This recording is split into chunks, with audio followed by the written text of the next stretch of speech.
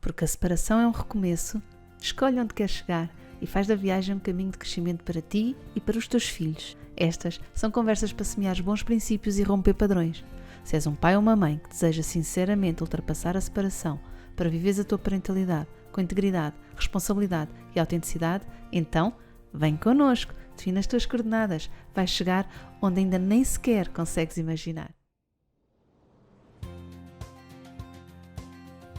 Olá! A minha convidada de hoje é Diana Cruz. A Diana é psicóloga clínica e terapeuta familiar. Também é autora do livro Não é Amor, é uma relação tóxica. Um livro que recomendo vivamente e que foi o pretexto para nos conhecermos e conversarmos sobre amor, relações tóxicas, separação, divórcio, a coparentalidade com um progenitor com padrões de interação tóxicos e a superação destas relações. Fica! Vais gostar!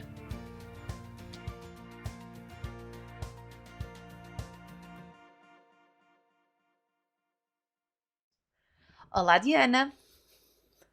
Olá, Mafalda, obrigada pelo convite. Seja bem-vinda ao nosso podcast GP3S para um divórcio mais consciente. Muito obrigada. Eu desafiei para vir estar aqui comigo à conversa. Aproveitei para conhecer uma pessoa nova, nós ainda não nos conhecíamos e é um gosto. É mesmo um gosto, já está a ser um grande gosto estar aqui e sim, é sempre uma ótima oportunidade para percebermos o trabalho, o nosso, o melhor e os dos colegas, não é? Mesmo entre nós é ótimo. O pretexto para entrar em contacto e não parecer assim muito descarada foi para podermos falar sobre o seu livro que teve em pré-venda e agora já está disponível, não é? Que é Não é Amor, é uma relação tóxica. Um plano de detox para acabar com a toxicidade emocional. Que grande livro, Diana. Espero que quem o lê considere um grande livro. Sim, ele já está à venda desde o dia 20 nas livrarias habituais. Vai ter um evento de lançamento. Aproveito Claro, para claro. publicitar o evento de lançamento que vai ser na FNAC do Colombo, dia 18 de outubro às 18h30, em que qualquer pessoa está convidada e pode assistir e vai ser simpático. Tenho convidados muito interessantes que vão contribuir para apresentar o livro e eu espero que venha a ser de facto um grande livro para quem precisa de o ler e está interessado em o ler, uma vez que estamos a falar de um tema que eu acho que é de facto muito delicado, até de partilhar por quem está de facto a viver esta realidade. Uhum. Sim, é delicado porque, para além de nos mostrar um lado frágil e vulnerável de quem é vítima deste tipo de relacionamento, vítima no sentido de dar por si envolvido num relacionamento destes Sim? e que às tantas está mesmo a ser. Olha, podemos começar por aqui, Diana, que é esta separação tão difícil de fazermos entre sermos vítimas e vitimizarmos-nos. Porque às vezes isto parece semântica, mas é muito importante distinguir uma coisa da outra. Porque às vezes as pessoas são mesmo vítimas. Em relações tóxicas, as pessoas são mesmo vítimas. Nem por isso é necessário vitimizar-se. Então, como é que podemos aqui Sim. distinguir uma coisa e outra? Olha, Mafalda, é muito curioso, porque eu falo disto muitas vezes e quem me conhece do contexto clínico sabe isso. Eu falo disso muitas vezes com os meus pacientes e outras pessoas, inclusivamente já escrevi sobre isso no meu blog, de uma forma muito simples, mas já referi o assunto. Eu acho que, de facto, parecendo que estamos só com um jogo de palavras, não estamos nada. E esta ideia da vítima e da vitimização, como todos nós sabemos, tem conotações negativas. E as pessoas têm sempre muito medo do que é isto de ser vítima e se me estou a vitimizar e de quanto nos sentimos ofendidos e ofendidas se alguém nos diz que estamos no papel de vítimas. Há muitas nuances. Efetivamente, quando nós estamos numa situação que para nós é prejudicial, é traumática, que nos agride de alguma forma, nós estamos a ser vítimas dessa situação. A vitimização é uma outra coisa e tem mais a ver com uma postura de que quase como se tudo estivesse contra nós. Sabe aquela expressão que nós usamos correntemente, que o mundo está todo contra nós? É mais uma postura em que a pessoa tenta, no fundo, ganhar alguma vantagem, digamos, por ser vítima de alguma coisa. E eu não quero deixar de referir isto que é, quando falamos de vitimização, muitas vezes estamos até a falar de uma pessoa que pode nem ter sido vítima de coisa nenhuma, ou que foi vítima de algo que pode já estar resolvido, ou pode não ter tido até esse impacto, mas que foi identificado e reconhecido como qualquer coisa que pode ter uma Um ganho função que traz, secundário, não é? e exatamente, que traz a tal vantagem que nós chamamos o ganho secundário, nem mais. Agora, sermos vítimas, sim, podemos ser vítimas, eventualmente já todos nós somos vítimas de alguma situação mais ou menos grave. A vítima é a pessoa que foi prejudicada, não é uma pessoa que não tem poder nenhum sobre si.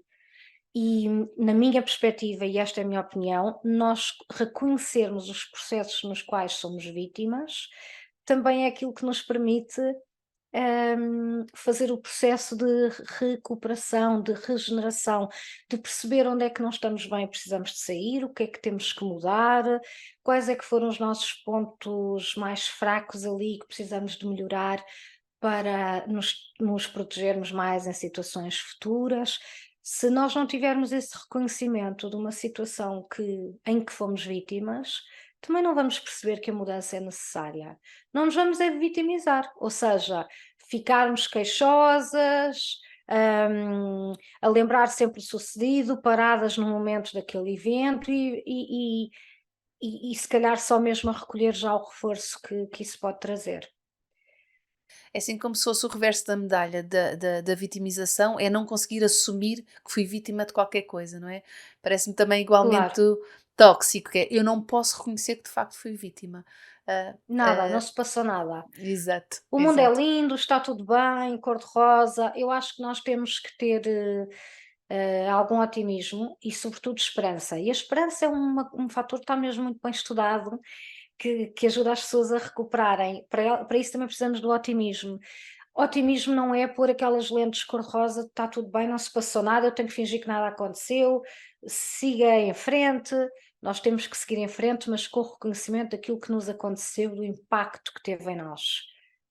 Isto eventualmente é a pessoa que foi vítima. Uhum. Fingir que nada se passou, que está nos antípodas, lá está, também não vai resolver nada, porque não permite de facto a mudança. A mudança, antes de mais, implica o reconhecimento que há algo que é preciso mudar, que não está bem e que nos faz sofrer. Uhum, sim. Este conceito das relações tóxicas e logo a iniciar o livro, Diana, diz assim uma coisa logo de tcharam, que é se questiona se está numa relação tóxica, é porque provavelmente está. Sim, hum, essa Mafalda, se me é permitido trazer aqui também um lado mais pessoal deste processo de escrita deste tema e pessoal, quer de mim, Diana, como pessoa, quer de mim, Diana, como psicóloga, não é? E da experiência que eu tenho interiormente com o acompanhamento das pessoas e não apenas como autora, é o que eu quero dizer. Essa frase foi escrita por mim, de facto, muito ao início da escrita do livro, e foi assim uma via direta entre o coração e os dedos no teclado. Não foi uma coisa super pensada, vai soar assim, ai, é preciso aquela frase de ataque. Não, porque naturalmente essa consideração forte é uma coisa que eu tenho, como se estivesse assim à flor da minha pele. Da minha experiência pessoal e clínica, e este livro é sobretudo pensado para mulheres, mas qualquer outra pessoa, quando uma pessoa se questiona sobre se está numa relação tóxica, efetivamente está. Porquê? Porque quando estas questões se colocam de uma maneira tão clara que já não conseguimos deixar de ouvir o nosso pensamento e se calhar até eventualmente vamos acabar por partilhar com alguém, já há muito sofrimento, já há muitas dúvidas, muita angústia, já passou muito tempo desde a primeira vez em que houve aquela sensação de que não está certo, isto não é o sentimento que eu devia ter neste momento, isto não é aquilo que eu achava que era o amor, isto não é sequer aquilo que esta relação parecia ao início. Quando já passou bastante tempo, estas dúvidas começam por aqui e se expandem, se alargam, se agravam, mesmo para uma sensação de angústia. Será que eu estou numa relação que está mesmo a agredir-me, a fazer mal, a intoxicar-me?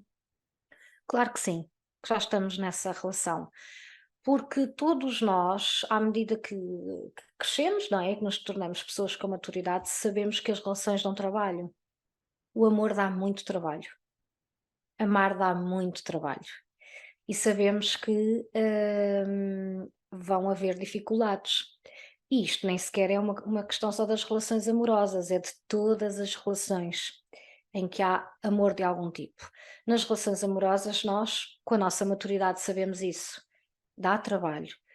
Há dificuldades, há discordâncias, há uma série de coisas que a própria vida nos impõe. Mas isso é diferente da relação ser uma relação que nos faz mal, que nos faz sofrer, que nos faz duvidar de quem somos. Pelo contrário, uma relação, saudável vai trazer dificuldades e vai até reforçar as nossas competências e reforçar até o vínculo.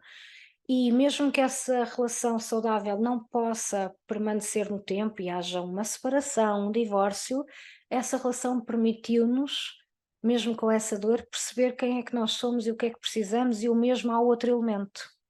Mesmo com a dor de uma separação, que é sempre muito difícil.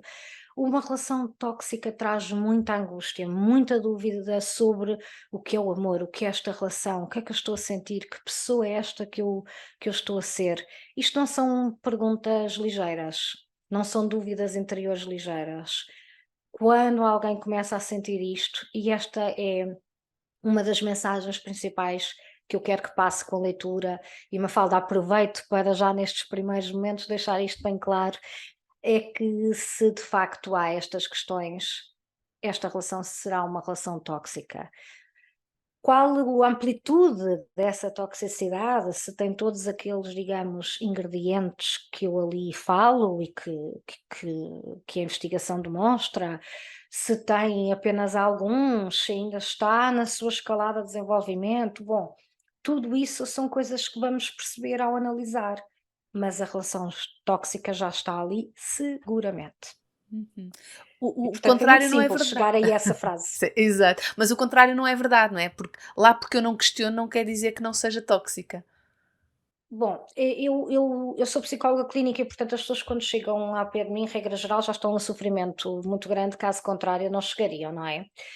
Mas não é, pensando em casos que tenho acompanhado e em situações que conheço pessoal e profissionalmente, não é incomum as pessoas sentirem-se em sofrimento, sentirem-se mal, sem terem ainda percebido que o núcleo deste mal-estar e sofrimento em questão é de facto uma relação tóxica.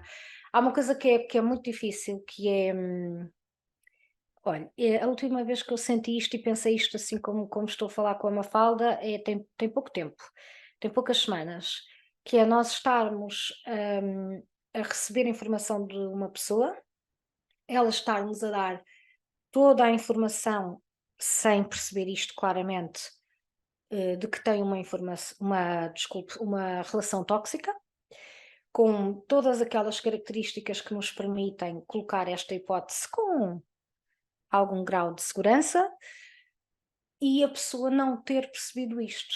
E é, hum, e é a situação em que ficamos de estar a ver a pessoa num grande sofrimento, a sentir que ela está a fazer algo errado, ou que está.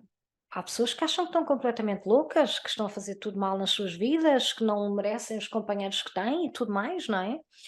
E é muito difícil ver isto e perceber que elas estão numa relação tóxica, e temos que lhes dar tempo para perceber por si, não é? Com a nossa ajuda, claro, que estão numa relação tóxica, porque isto é uma realidade difícil de assumir, mas ao mesmo tempo começar tanto quanto antes a mostrar-lhes outras perspectivas para que elas vejam que não estão loucas, não é? E que aquilo que elas estão a sentir não pode ser diferente e deve ser diferente, mas passa por elas, porque a relação já tem aquelas características Uhum. negativas. Exato. Essa sensação de confusão é muito comum, não é?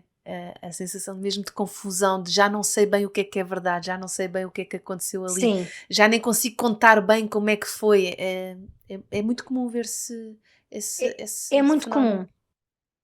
É mesmo muito comum porque isso está relacionado com as características mais essenciais das relações que consideramos tóxicas. E se me permite avançar um bocadinho nisto, estas relações têm um grande poder e é tão difícil sair delas e percebê-las bem, precisamente porque, de um modo geral, elas começam com aquilo a que nós vulgarmente chamamos um conto de fadas. Uhum. É aquela amiga, ou nós, ou o paciente, ou seja quem for, que nos liga e diz: Eu conheci esta pessoa, é ideal para mim, gosta de tudo o que eu gosto, nem imaginas, o livro favorito dele é o mesmo que o meu e o filme também. Parecemos almas gêmeas e há aquele investigar daquela paixão louca. Tudo ali faz sentido, é um conto de fadas, parece que a pessoa esperou a vida toda para ter aquela relação.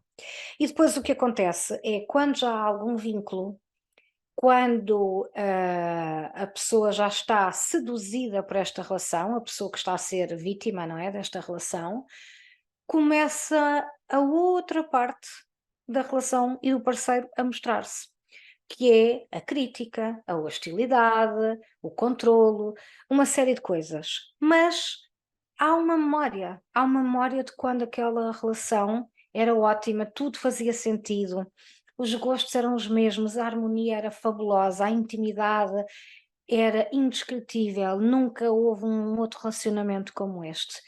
Então isto é uma dissonância muito grande.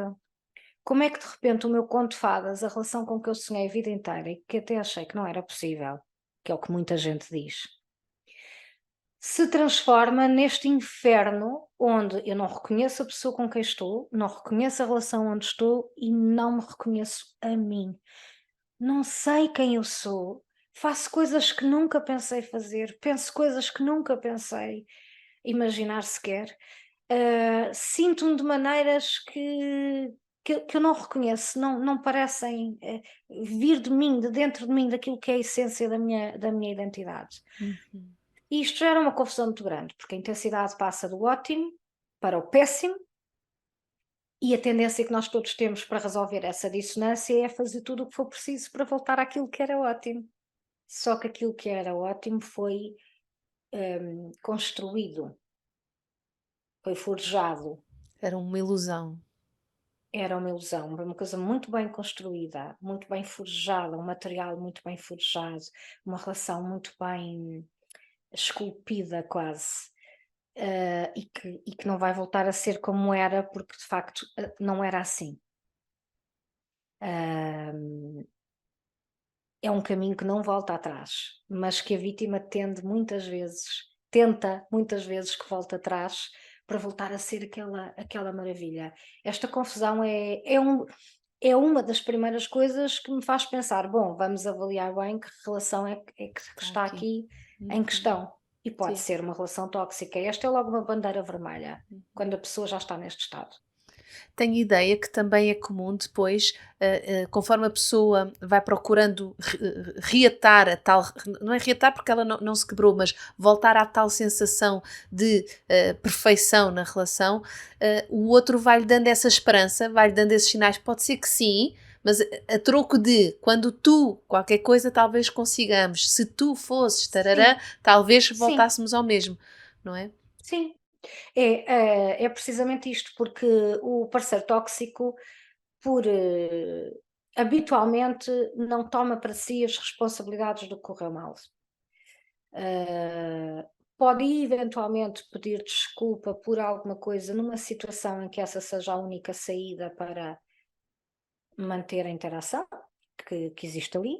Regra geral, mesmo os pedidos de desculpa não são muito frequentes, porque de facto ele não toma para si aquilo que corre mal na relação.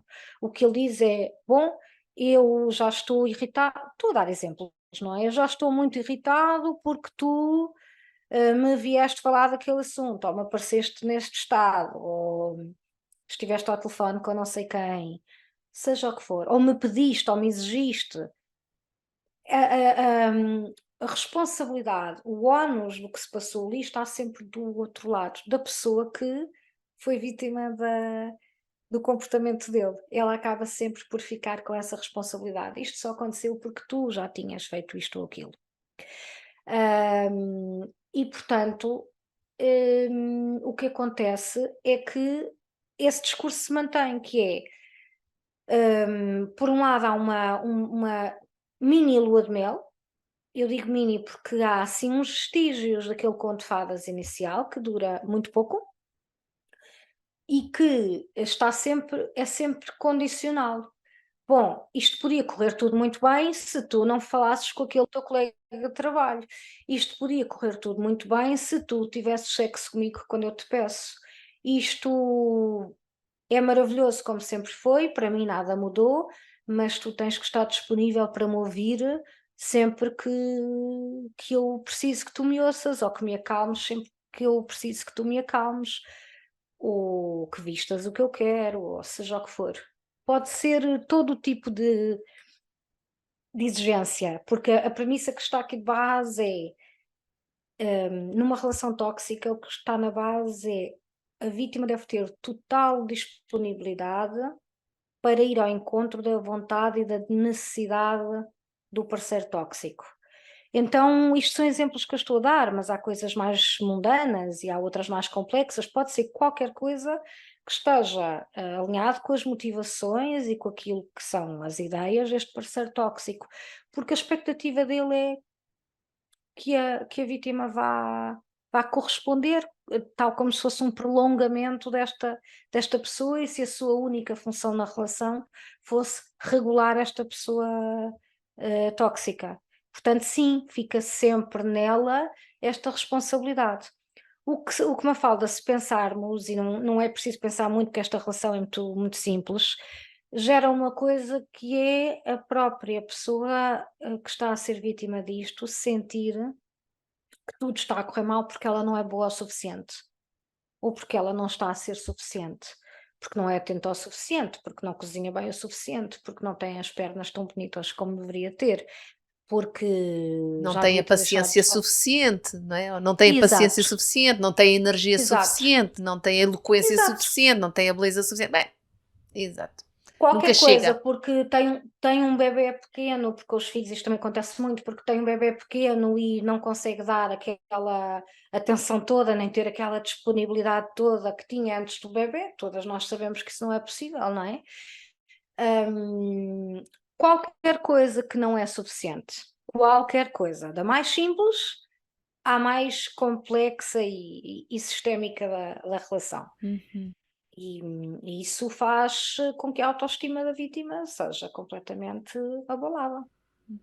E isso de alguma forma vai fechando o círculo, né? Porque conforme vamos ficando cada vez mais abalados e com menos confiança nas nossas competências, na nossa capacidade, no nosso valor, mais dificuldade temos em fazer frente, fazer face a essas exigências todas e ao discernimento de isto já não é plausível, isto já não é ajustado, isto já não é crível, que não há nada que eu possa fazer bem, não é? E vai-se perdendo essa confiança e, portanto, mais difícil fica de detectar os sinais. É isso precisamente. Para começar, quando esta fase negativa da relação começa, há logo um movimento assim como a água e o azeite que é de afastamento da rede de suporte. Ou seja, a pessoa quando dá por si está ali muito fechada na relação com o seu parceiro e os seus amigos, a sua família, começam a estar cada vez mais distantes até ao ponto de já não da pessoa já não falar com eles sobre o que se passa, raramente os ver, não ter mesmo esse apoio. Essa é logo uma questão e, portanto, não tem com quem discutir isto, não tem com quem validar se aquilo que está a pensar e a sentir faz sentido ou não, e não tem por onde agarrar algum tipo de ajuda. Essa é logo uma questão. E a outra é precisamente o que a Mafalda acabou de dizer. O que é que acontece a uma pessoa que está constantemente a ouvir não percebes nada, sei muito bem o que é que esse teu colega quer, só tu é que ainda não percebeste porque nunca percebes nada, ou gostas disso e portanto não queres perceber. Nunca ninguém, é clássica, nunca ninguém te vai amar como eu. E eu posso ser muito trapalhão à amar-te, ou posso por vezes não ser correto, coisa que raramente dizem, mas nunca ninguém te vai amar como eu. Estas coisas acontecem assim entre nós precisamente porque aquilo que nós temos é tão intenso e tão único e tão especial. Nunca vais encontrar um homem que te ame como eu. Isto no caso de relações homem-mulher. Isto é um clássico. E ao fim de todo este tempo, ouvir todas estas coisas, fazes mal, fazes bem, não percebes nada, pareces burra, pareces cega, não te sabes comportar, por causa de ti, estou sempre irritado, nunca ninguém te vai amar como eu. Há uma parte da pessoa que começa a acreditar naquilo. E ao mesmo tempo a pessoa sente-se tão sozinha, tão angustiada, tão confusa, porque as mensagens são tão ambíguas, tão paradoxais, que de facto, sim, isso reduz ainda menos a possibilidade de agir. Porque há dúvida, será que sou eu que estou a pensar mal? Será que aquilo não aconteceu mesmo e sou eu que interpretei aquilo assim? Porque tenho ciúmes ou porque desconfio? Nunca tinha percebido que era assim tão ciumenta nem desconfiava. Será que ele tem razão e eu é que não sou o suficiente? Será que eu nunca vou encontrar ninguém que me faça sentir o conto de fadas outra vez? Isto faz com que a pessoa não consiga tomar decisões, não confie em si, naquilo que sente para tomar decisões. E faz com que a pessoa vá ficando, porque vai dar mais uma tentativa. E lá está, como vimos há pouco, como o ónus de melhorar está em si, há aquela tendência para aceitar o desafio. Sim, eu vou tentar fazer melhor. Ainda para mais, se calhar não vou mesmo arranjar melhor, ele deve ter razão, eu não sou mesmo boa, não sou mesmo suficiente. E é Eu assim que se vai preciso mesmo ficando numa desta relação. pessoa, não é? Eu preciso Eu mesmo desta preciso pessoa. mesmo desta pessoa. E Mafalda, às vezes não é precisar porque não é independente financeiramente, ou não tem uma profissão, ou não sabe perfeitamente gerir a sua vida pessoal a todos os níveis. Nós estamos a falar de pessoas, de mulheres, falando agora das mulheres, muitíssimo competentes, na maior parte dos casos. Muitíssimo competentes, com as suas habilidades, com a sua profissão, financeiramente independentes. Quando há família, filhos, habituadíssimas a gerir a casa e os filhos praticamente sozinhas, não são mulheres que precisem, em muitos dos casos, dos parceiros por nenhum destes motivos, vou dizer, logísticos, digamos assim. É Materiais. um exato, é um precisar que tem a ver com esta derrocada que foi acontecendo nas suas emoções e na sua identidade.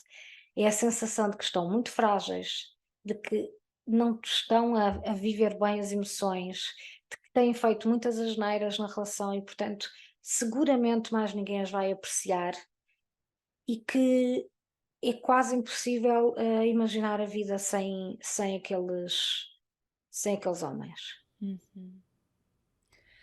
Diana, posso ler aqui a definição que tem no livro do que é uma relação tóxica, que eu acho que está assim incrível. Claro, É claro, assim eu um agradeço. resumo, mas afinal o que são as relações tóxicas? Ia-lhe fazer esta pergunta, mas se calhar aqui a partir do registro, mas afinal o que são as relações tóxicas? Relações tóxicas são principalmente relações que afirmam colocar o amor acima de tudo, até do respeito e dos afetos. Como se ignorar e ou anular o respeito, o afeto e o valor do outro pudesse ser considerado amor. Hum, Nas relações tóxicas é referida como tratando-se de amor uma série de comportamentos que instrumentalizam o outro, o encaram como um objeto e que estimulam a relação de medo e dependência. uhum. É daquelas coisas que quando se lê fica assim numa apneia, deixar assentar, mas é esta sensação de facto, o tema é o amor, eu faço isto tudo porque te amo, mas depois a sensação é de total desamor, de total desamparo, de total incapacidade de nos nutrirmos a partir daquela relação, não é? Então a tal dissonância que a Diana estava aqui a explicar tão bem. Sim, é tal e qual isso. Eu estava aqui também a olhar para essa página e a acompanhar a leitura. Às vezes é bom nós olharmos para as nossas próprias palavras de fora. Eu acho que é exatamente isso. Acho que eu estou a ouvir e a falar e sempre a pensar em pessoas, em situações que vivem isto. Ahm, de facto, em muitas relações as pessoas acabam por acreditar que é o amor que justifica fazerem coisas que muitas vezes até são contra os seus valores e as suas crenças e os seus princípios. E, e acreditam também que se amarmos muito, vamos quebrar todos esses limites precisamente porque amamos muito. Nestas relações tóxicas, isso é uma coisa muito estimulada, vamos dizer. É uma coisa que é muito reforçada, que é muito validada, que é sim, isto não é como tu querias, ou não estamos, eu não estou numa relação com as características que eu esperava, mas há um grande amor entre nós, então é por isso que eu posso aceitar que os meus princípios sejam quebrados, que as minhas necessidades sejam quebradas e dar a isso o nome de amor, quando na realidade, quando começamos a olhar, e quase sempre isto só pode ser feito em retrospectiva, não havia sequer respeito. Respeito pelas coisas mais simples. Pedimos tanto para aquela pessoa não fazer determinada coisa de uma determinada maneira e ela faz exatamente assim. Parece até que escolheu fazer precisamente da maneira que lhe foi pedido que não o fizesse. Hum, esperamos determinadas coisas daquela pessoa e nada disso chega. Às vezes explicamos àquela pessoa aquilo que nos incomoda, que nos magoa, como é que nos faz sentir e porquê, e isso não tem impacto nenhum no lado lá, não gera nenhuma mudança comportamental. Uhum. Mas a pessoa pode nos dizer: mas eu amo-te, e isto é o mais genuíno de mim, portanto eu faço as coisas assim porque é assim que eu sou, e contigo eu não tenho nenhum tipo de De restrição, de limitação. Se tu me restrição. amasses, aceitavas-me tal e qual como Nem sou. mais, aceitavas-me assim, e o nosso amor é tão grande que eu me permito ser completamente genuíno. E naquele momento, e se calhar agora aqui até parece uma coisa assim tola, mas naquele momento, e, e, e em todo aquele contexto relacional que nós falámos dissonante, aquilo parece uma grande declaração de amor. Ah, pois é, tantas relações baseadas em imagens, superficialidades, hum, cerimónias. Não, o que nós temos é mesmo verdadeiro. Podemos até ser feios, podemos até ser politicamente incorretos, podemos às vezes ser rudes, porque é tudo verdadeiro, não é cá destas relações em que as pessoas estão a polir daqui e a polir dali. Isso não é ser verdadeiro. Isso faz lembrar um pouco uma moda que andou aí há uns anos, Mafalda, que é: eu sou muito frontal, quando queríamos ser mal Mediana. educados. Exato. Posso ser frontal contigo? Não. Não, Não, obrigada. não da maneira que essa palavra foi conotada, que era uma Exato. espécie de um chapéu para encobrir a má educação. E aqui, o que eu sinto neste discurso que se passa nestas relações é precisamente isso: é colocado um chapéu que se chama ser completamente verdadeiro, sem floreados, sem cerimónias, sem polir nada. Esse chapéu não é isso. Esse chapéu é falta de respeito pelos limites do outro, é falta de compaixão, é falta de amor. Amor é cuidado, é eu pensar, é ter empatia, é eu pensar como é que aquela pessoa se vai sentir quando eu fizer isto ou disser aquilo, e o que é que eu posso fazer para que ela se sinta bem. Não é aquela pessoa deixar de ter a sua opinião ou de fazer algumas coisas que precise fazer, é fazê-lo com uma base de respeito por aquele ou aquela que diz amar. Uhum. Isso não é ser genuíno, porque não vale tudo. A honestidade não é isso, não vale tudo. E infelizmente, e eu gostava muito de tirar, porque há muita vergonha associada a isto, porque isto dito assim parece tudo tolo, mas como é que a pessoa não percebeu logo isto? Não percebeu porque está completamente imersa neste reforço intermitente de conto de fadas, inferno, mais ninguém te ama como eu, já nunca mais te posso ver à frente, um dia destes vou-me embora. Isto é tudo tanto e tão contraditório que de facto naquele momento a pessoa não percebe que isso que é chamado de ser verdadeiro e genuíno e não precisar de fazer cerimónias, não é respeito, não é amor. Uhum. O amor tem cuidado. Exato. Tenho uma história de uma pessoa que passou por uma situação dessas e ela fazia uma descrição assim avassaladora de que dizia ao companheiro que é, eu já não sou feliz nesta relação. E ele conseguiu convencê-la que ela já não sabia o que era felicidade. Não, tu não sabes é o que é felicidade. Claro que és feliz nesta relação. Tu já nem sabes é o que é felicidade. Estás tão baralhada, tão confusa, que já nem sabes o que é felicidade. Nós somos super felizes.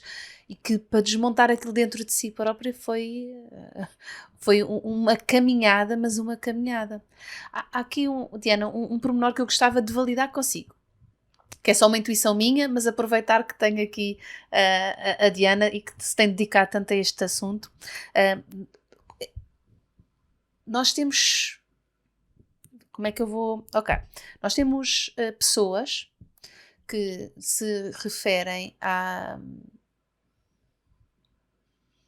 Deixa-me elaborar isto de outra forma. Eu estava a querer fazer uma Uhum. redundância, mas se calhar não vale a pena fazer redundância e vou aqui direta, sem ser frontal e agressiva, porque não é essa a ideia. Mas assim, tem havido, tido algumas pessoas que se aproximam, ou que nós nos aproximamos delas e que têm alguma resistência em relação ao nosso trabalho e ao que queremos construir como uma hipótese de relacional, que é divorciarmos-nos. O divórcio é uma hipótese relacional. Por muito que não pareça, a separação é uma relação, sobretudo quando temos filhos, porque vamos continuar a relacionar-nos independentemente de estarmos casados ou separados. E é uma hipótese relacional que costuma ser saudável quando as pessoas são saudáveis e têm relações saudáveis. E relações saudáveis cabe a hipótese de ponderarmos e se nos separássemos e conseguir pôr isso como um cenário. Olha, se nos separássemos, como é que iríamos fazer? O que é que fazíamos com os filhos? O que é que diríamos um ao outro? Como é que nos íamos organizar? E isto não ser ameaçador, isto poder ser mesmo uma hipótese. E uma hipótese que às tantas se configura como se calhar vamos mesmo avançar para aí, ou como, olha, não é isso que nós queremos, vamos então fazer de outra maneira. Tal e qual. Versus relações em que não se pode sequer pôr essa hipótese. E quando ela é posta, vêm conversas de mato-me, ou mate-te, ou vou morrer, ou vais morrer, ou eu não aguento, ou não é possível. E então a conversa ou não vem para cima da mesa e a pessoa tem mesmo medo. Eu não posso sequer pôr essa hipótese. Quando as pessoas me dizem eu tenho mesmo medo, eu nem sequer posso pôr essa hipótese, eu fico com a impressão de devem estar numa relação altamente tóxica. Alguma coisa não está bem aqui quando não se pode sequer pôr a hipótese. Ou eu sei que quando puser a hipótese, vem de lá ameaças e que tem muito a ver com a integridade física, com a integridade emocional, assim, ameaças umas mais diretas, outras muito dissimuladas. Faz sentido esta.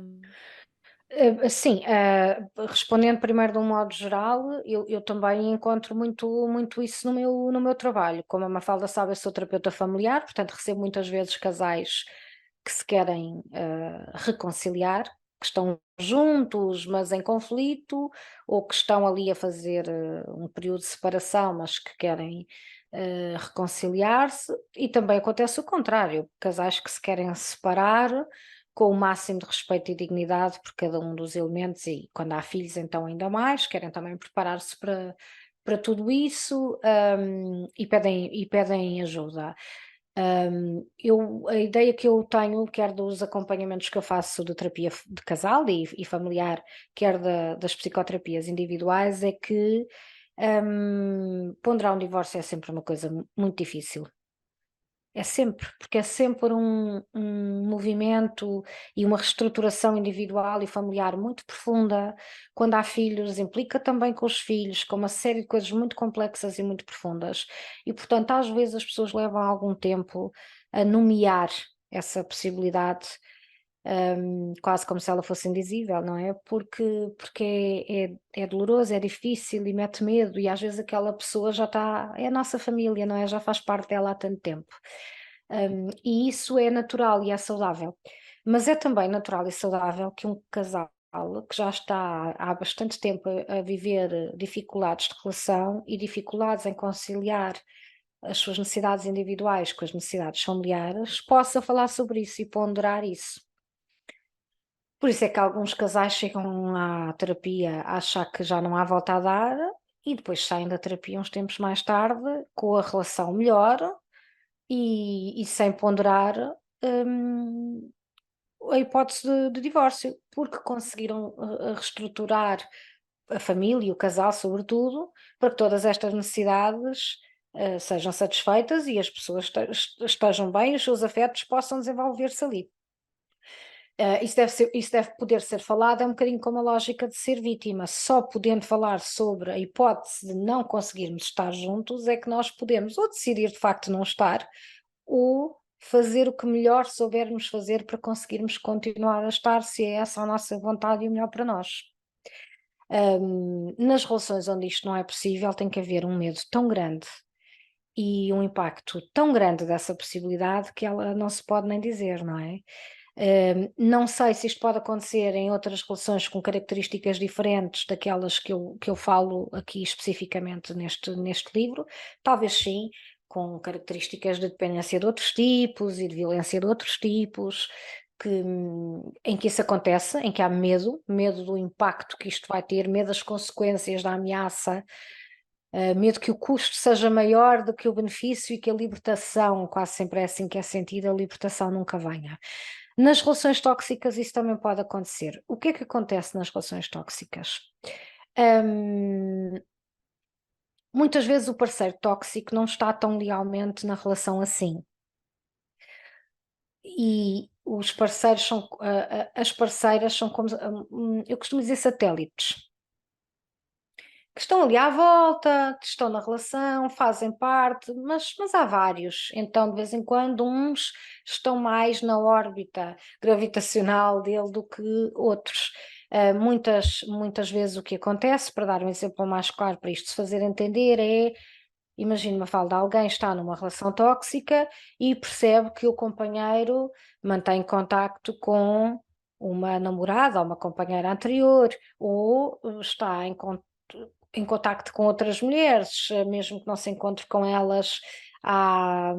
As redes sociais hoje em dia também ajudam muito a isso, há ali um certo clima de aquilo que se chama o flerte, às vezes só através das redes sociais ou colegas de trabalho e tal. Há sempre vários alvos que estão sujeitos àquela primeira fase de sedução, em que tudo parece ótimo e um conto de fadas e aquela pessoa é muito correspondente, é muito calha mesmo bem connosco. Nas relações tóxicas isto quase sempre acontece, ou seja, sempre que é possível deixar portas abertas, as portas das relações anteriores ficam abertas e outras portas se vão tentando abrir. E o parceiro, quando está já numa fase hum, mais destrutiva da relação, mais hostil, em que já esta crítica, já esta comunicação hostil, esta constante agressão, não é? Habitualmente já está a ter estas atitudes de sedução com os outros satélites, e é por isso que eu chamo assim. O que é que isto significa? Não é que não se possa falar de separação, pelo contrário, normalmente é o próprio parceiro tóxico que diz: isto assim para mim não dá, olha, vai à tua vida, que eu não preciso disto para nada, eu não tenho espaço para isto na minha vida, sendo que depois volta sempre um passo atrás para logo, algum tempo depois, voltar a repetir todas estas frases. O vai à tua vida, não tenho vida para isto, não tenho tempo nem disponibilidade para estar aqui, podia estar melhor sem ti, vai fazer a tua vida com outro e deixa-me. Isto são frases também muito clássicas, como eu dizia há pouco. Uhum. Portanto, esta ameaça da ruptura é sempre feita, mas ela é sempre feita como o tal reforço intermitente. Quanto mais fugimos de alguém, mais esse alguém corre para nós, não é? Então isto é dito mesmo para reforçar a necessidade na parceira frágil de ir atrás, tentar melhorar.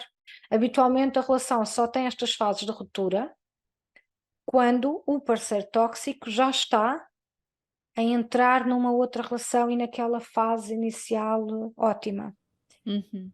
ou a voltar atrás a uma relação anterior, em que aí a fase ótima já não é tão ótima, porque já não é a primeira vez, mas tem ali o seu momento. Normalmente é importante para estes parceiros, porque têm características muito egocentradas e tudo mais, são eles que definem quando é Quando é que que a termina? ruptura acontece.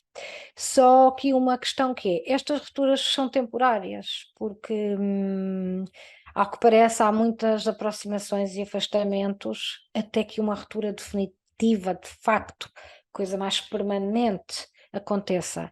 E essa ruptura definitiva, habitualmente, essa sim, vem da pessoa que foi vítima, quando ela já lá no limite do limite do limite, percebe então esta necessidade de se recuperar, de se regenerar, de se tratar muitas vezes de todas as consequências negativas que estas relações têm na saúde mental, física até e na sua vida social.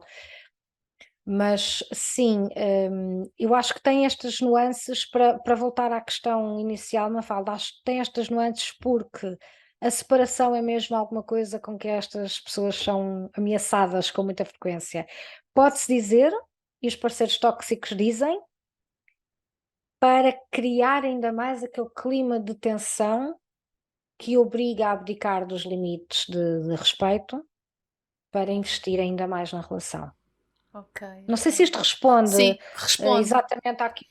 Sim, responde também, no fundo, àquilo também que é a diversidade destas relações, como falou logo no início, estamos a falar também de níveis, há níveis de maior gravidade, níveis de menor gravidade, ou maior intensidade, menor intensidade de toxicidade, não é? E também de como ela se expressa, e às vezes pode ser com esse medo de isto é um não assunto, outras vezes é isto é um assunto que eu vou trazer permanentemente para te assustar e te preocupar, não é? Então pode haver as duas versões, digamos. Precisamente, Ok. precisamente, é isso mesmo, e aqui eu acho que isso também acontece, pelo menos parte disso também acontece. Uhum. Estamos aqui, a conversa está a ser muito agradável, Diana, já estamos aqui a avançar no tempo também, hum, mas eu tinha aqui uma curiosidade muito específica em relação à separação e ao divórcio, que também é aqui do nosso contexto e dos nossos temas, que é, e como é que é quando nos separamos de alguém que tem estes padrões de funcionamento tóxicos e que temos que manter em relação com essa pessoa porque temos filhos, não é? Como é que é possível, ou como é que as pessoas podem preparar para ter que manter uma relação com padrões de toxicidade, com funcionamento tóxico, porque mantemos a responsabilidade, a corresponsabilidade em relação aos nossos filhos. Como é que se podem proteger, como é que se podem preparar, como é que podem manter a sua sanidade, o seu equilíbrio, a sua regulação, sabendo que se tivermos filhos, provavelmente é uma relação que vai ter que ficar e perdurar no tempo. Essa é uma grande questão, Mafalda, e é uma questão muito dura, muito difícil. Para nós que tentamos ajudar estas pessoas também é uma questão muito dura e muito difícil, mas para elas o que não será, não é? Com este tipo de parceiros, quanto menor o contacto, melhor isso é. O que, e eu acho que essa é a grande questão que a Mafalda está a colocar, com os filhos é uma coisa impossível. Aquela proteção de acabou bloquear tudo, contacto zero, aqui não é viável, na maioria dos casos. Há casos em que isso acontece até porque o próprio parceiro tóxico repudia a família, mas regra geral não é assim. Isto é muito difícil também porque muitas vezes os filhos servem sem quererem, não é? São vítimas disto, servem a causa tóxica. O que é que eu quero dizer com isto? Muitas vezes o facto de existirem filhos e, portanto, esta ponte ser necessária, de haver contactos, muitas vezes são mínimos, entrega na escola, vai buscar a casa ao fim de semana, ah, roupa, inscrições nisto ou naquilo. Uma consulta Às vezes são médica. mesmo uma consulta médica, um problema de saúde, uma organização de férias, qualquer coisa destas simples e comuns de quem tem filhos em comum, são grandes problemas e são utilizados para a causa tóxica, ou seja, são utilizados para agredir o parceiro que não é tóxico, para ameaçar, para fazer aquele terrorismo emocional. Estava a pensar aqui numa mãe em particular, em que o seu companheiro tóxico não só deixou de fazer qualquer pagamento de tudo e qualquer coisa que possamos imaginar, qualquer um, mas que usa precisamente o facto de terem isto em comum, que são os filhos, para constantemente, agora que já não vive com ela e faz este terrorismo emocional por coisas que têm a ver com o corpo dela, com a maneira como ela fala, como ela se comporta e tudo mais, utiliza através dos filhos. Ou seja, não vês como é que está o filho X, não vês como é que está o filho Y, és uma má mãe, olha o que aconteceu aos miúdos na escola, vai à escola, dar uma perspectiva do que se passa, que muitas vezes é completamente que Deturpada, não faz sentido, ou que é distorcida da realidade. Hum, Tira fotografias de coisas como um arranhão no joelho que a criança fez andar de bicicleta e manda e-mails a dizer que vai fazer queixa de maus tratos. Portanto, todo este tipo de coisas e até a própria questão financeira são utilizadas em prol da causa tóxica, em prol desta continuação daquilo que é tentar pôr a vítima ao serviço das suas necessidades, à mercê da sua instabilidade emocional e a corresponder àquilo que o parceiro tóxico deseja para si, não é? E que deseja em termos até da sua própria regulação emocional, como se pudesse continuar a exigir àquela mulher, por ser mãe dos seus filhos, que ela tenha o papel de o tranquilizar, de lhe fazer a vontade. E isto pode acontecer em coisas tão simples como eu vou buscá-los hoje às 4 da tarde, às 8 ainda não chegou. Hum, então, mas vinhas às 4, eu tinha trabalho, ou tinha combinado com alguém, ou o que fosse. Uhum. Mas tu só tens que estar aí à minha espera. Os filhos estão contigo, são meus, eu vou buscá-los, é o meu dia, eu vou à hora que eu puder. Tu só tens que estar aí à minha espera. Claro. Ou não quer Este estar com exemplo, eles, ou não quer estar com eles, não é? Não quer estar com exato, os ou teus ao filhos, é? contrário, exato, não queres estar com eles, ou ao contrário, não me queres deixar vê-los e por isso é que estás a dizer que já não podes estar em casa, ou vais abandoná-los aí sozinhos à minha espera porque és egoísta e combinaste não sei o quê, em vez de estares aí com eles até eu chegar. Há sempre uma maneira de transformar aquilo no que não é.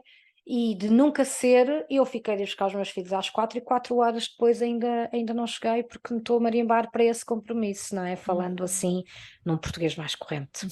Então há sempre esta impossibilidade, há sempre qualquer coisa que corre mal e que no fundo é uma forma de continuar a submeter aquela vítima àquilo que é o melhor para ele, que pode ser tanto fazer esperar, como ir primeiro tomar um copo ou ir trabalhar até mais tarde, seja o que for, não importa o que é. Mas aquele compromisso não importa porque aquela pessoa só tem é que estar ali na sua disponibilidade máxima para regular as necessidades deste homem com quem até se calhar já está, de quem já está separada ou separado, não é? Acho que é isso. Para se protegerem, avançando um pouco mais na questão, se ainda não me perdi muito nisto, de facto o contacto deve ser o mínimo possível.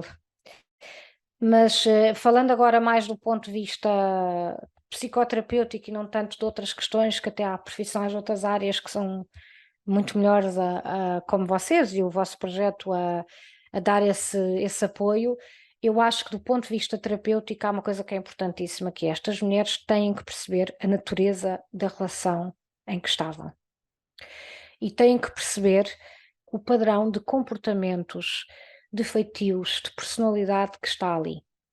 É perceber e aceitar, integrar dentro de si que aquela pessoa funciona daquela maneira, que aquela relação tem aquelas características e isso por muito que nos custe, não vai ser diferente. Podem mudar um pouco os conteúdos, muda se há filhos, se não há filhos, na idade a etapa de desenvolvimento em que os filhos estão, não é? A idade em que estão, se de facto estão juntos, se divorciaram, se já há novos parceiros de um lado e do outro ou não. Claro que em termos de conteúdo, as coisas podem mudar um pouco, mas o padrão comportamental, o que é esperado, a natureza, a essência dessa relação não vai mudar. Então eu acho que o primeiro passo, que não é bem um passo, é uma grande etapa dessa maratona, é compreenderem muito bem isto e aceitarem que isto é o que existe, é o que é, não vai ser diferente. A mudança, infelizmente, tem que partir da vítima. E às vezes as pessoas dizem, mas se é ele que tem este padrão assim, assim, porque é que sou eu que tenho que mudar? Porque é a pessoa que é capaz de o fazer. Porque ela é a pessoa que tem a flexibilidade, a adaptabilidade, hum, a capacidade emocional, mental, a compaixão, a abertura, os afetos, como E a eles devem ser e estar. necessidade, e a necessidade, porque o outro está E a como quer necessidade. estar. Exatamente. E a necessidade, porque o outro está a fazer aquilo que acha ótimo, que de alguma forma lhe parece bem, de alguma forma o satisfaz. A vítima é que não. E a vítima, por isso é que logo ao início eu também dizia que é importante perceber-se que se é vítima, porque a vítima, ao perceber isso, percebe muitas outras coisas, percebe que se teve força para viver aquilo, tem força para viver uma série de outras coisas que são menos difíceis e a mudança, que é muito difícil, a seu tempo, médio prazo, vai ser muito melhor, vai ser muito menos difícil. E é ela que precisa, a outra pessoa nunca vai mudar. Então, sim, é ela que tem que mudar, mudar o padrão de relacionamento com aquela pessoa, não dar resposta a tudo e mais alguma coisa, não ter aquela luta que muitas vezes as pessoas têm, que ainda querem explicar porque é que alguma coisa as magoou, que ainda querem traduzir um acontecimento qualquer, que ainda querem clarificar qualquer coisa. Não há nada a clarificar, a pessoa só não entende o que não quer entender. A pessoa é crescida, sabe as regras básicas da convivência humana e já ouviu essa explicação certamente vezes sem conta. Da minha experiência é o que acontece. Portanto, É. não, isso não importa. O que importa é a pessoa perceber como é que se pode fortalecer, o que é que precisa de fortalecer em si, com o que é que precisa de se reconectar, quer seja coisas suas, interiores, competências suas e tudo mais, experiências até, e outros à volta, não é? E utilizar tudo isso a seu favor para poder ultrapassar isto e avançar, deixando aquela pessoa no lugar onde ela está, porque é isto que acontece, aquela pessoa está sempre no mesmo lugar, para o mal, para o bem e para todas as circunstâncias. Então, sim, é a vítima que tem essa capacidade e que reconhece essa necessidade. Acho que começa por aí, por de entender muito bem o que estas relações são e o que é que a fragilizou para continuar lá, para podermos fortalecer isso. Isto em linhas gerais, claro. A vítima pode passar a ser a sua própria salvadora, não é? A vítima, é a sua própria salvadora e a sua única salvadora, pelo menos é essa a minha convicção. Com isto não quer dizer que não precise de ajuda. Muitas pessoas, estas relações são verdadeiramente traumáticas. Isto não é como viver o luto de uma relação saudável, que é difícil, mas não é traumático. Isto são relações verdadeiramente traumáticas. Portanto, estas pessoas podem precisar de ajuda especializada, vão certamente precisar da sua rede de suporte, e com isto eu quero dizer os amigos, os familiares que apoiam, aquelas pessoas que estão próximas e cuidam de nós e gostam de nós e nos ajudam no nosso bem, não é? Mas independentemente destas ajudas mais especializadas ou mais sociais, a vítima é a sua própria salvadora e a única possível, sem dúvida alguma. Uhum. Tão bom, Diana. Para terminarmos, pode partilhar connosco, com quem nos está a ouvir, uma palavra de esperança. No início falou de esperança, e eu gostava também de terminar com esperança para as pessoas e Sim, famílias que vivem estas relações. Claro, Mafalda, eu acho que as pessoas que conhecem, que se interessam por este tema, têm todas essa vontade. Eu, só para abrir um bocadinho mais o leque, eu termino o livro tem vários testemunhos ao longo da leitura, as pessoas podem encontrar testemunhos que são reais e que eu agradeço muito generosamente a quem nos deu e a quem nos disponibilizou. E o último é precisamente um testemunho mais longo e que acaba com essa mensagem de esperança, e eu acho que foi precisamente por isso, porque todos nós perante este tema temos esta necessidade. A esperança que eu posso deixar, eu tenho pensado nisto, e isto é uma coisa que eu tenho vindo a aprender, quer com a experiência clínica destes e de outros casos, quer com a minha própria experiência pessoal dos últimos anos, relacionada com outras coisas que não esta, mas que me trouxeram também esta ideia que é o sofrimento, do sofrimento podem sair coisas muito boas. E o sofrimento pode ser uma oportunidade para fazer coisas muito boas. Claro que nós não queremos sofrer, queríamos sofrer o mínimo possível.